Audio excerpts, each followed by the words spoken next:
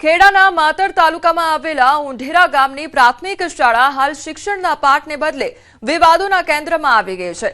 શાળાના શિક્ષકો અને ગ્રામજનો વચ્ચે છેલ્લા 2 વર્ષથી ચાલતો આંતરિક ગજગ્રાહ હવે સપાટી પર આવ્યો છે। એક તરફ ગામના આગેવાનો અને વાલીઓએ શિક્ષણ કથળ્યું હોવાના ગંભીર આક્ષેપો સાથે શાળાનો બહિષ્કાર કરવાની ચીમકી ઉચ્ચારી છે, તો વાલીઓનો દાવો છે કે બાળકોની ઉત્તરવહી તપાસવામાં અને માર્કશીટના સરવાળામાં શિક્ષકો દ્વારા ગંભીર ભૂલો કરવામાં આવે છે। આ ઉપરાંત શિક્ષકો વચ્ચેના આંતરિક જૂથવાદનો ભોગ વિદ્યાર્થીઓ બની રહ્યા છે, તો બીજી તરફ શાળા પ્રશાસન આ તમામ આક્ષેપોને ગામના સ્થાનિક રાજકારણનો હિસ્સો ગણાવી રહ્યું છે। આ મામલે જિલ્લા શિક્ષણ વિભાગે પણ નોંધ લીધી છે અને ઝીણવટભરી તપાસની ખાતરી આપી છે। તો શાળાના સત્તાધીશોએ આક્ષેપો નકારી દીધા છે, તો આંતરિક વિવાદનો ભોગ બન્યા છે વિદ્યાર્થીઓ અને વિદ્યાર્થીઓ દ્વારા આક્ષેપ કરવામાં આવી રહ્યા છે।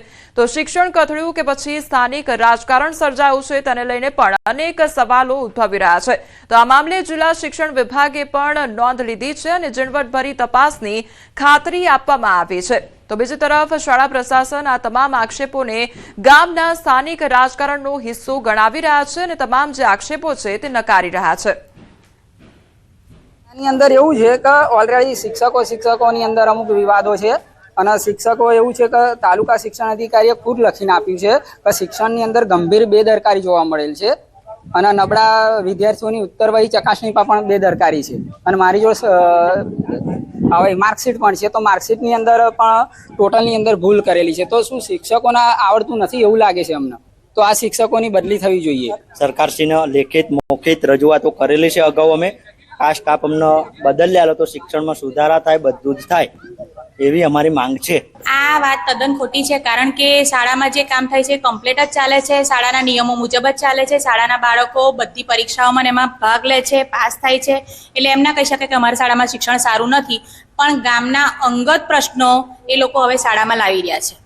અમારા લોકોને વસ્તી ગણતરીનો ઓર્ડર છે, અમારા આખા સ્ટાફને વસ્તી ગણતરીનો ઓર્ડર છે અને મામલતદાર સાહેબે થોડા દિવસ પહેલા ઓન ડ્યુટીનો ઓર્ડર કરેલો છે, એટલે બધા શિક્ષકો અહીંયાથી ગામમાં વસ્તી ગણતરી કરવા જાય એટલે એ લોકોને જોવે, એટલે શાળામાં શિક્ષકો નથી હોતા ને એટલે બાળકોને નથી મોકલતા।